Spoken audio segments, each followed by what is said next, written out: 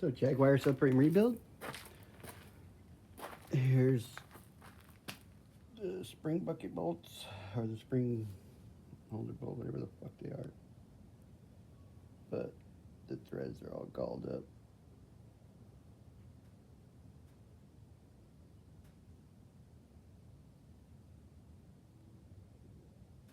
They're toast. So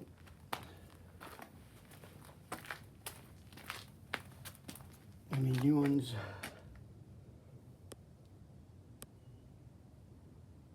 Cut them down to size, file them down. And I was like, oh cool, go ahead and put this coil springs in. And I was looking, and then I found this right there. That's peeled back, so I gotta take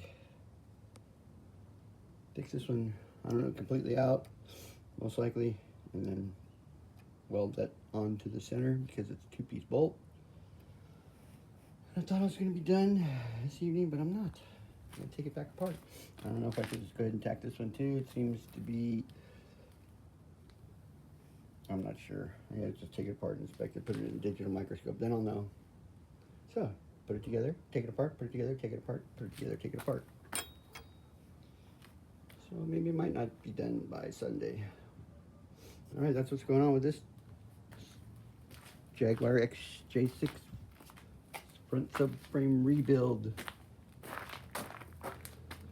Stuff like that's taking forever, but all this original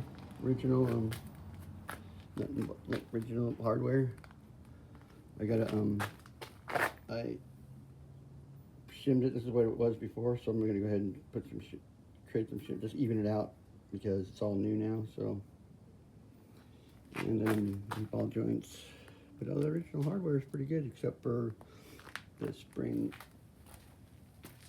bucket bolts. This thing's right here. These were toast, galled up. I think yeah,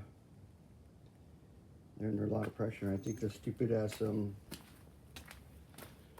not using the proper spring compressor tool. I think that had something to do with it maybe, because I had to retap all those, chase the thread. Pretty much I retapped everything and chased all the threads, but that's what's going on. Bye. That's what's happening.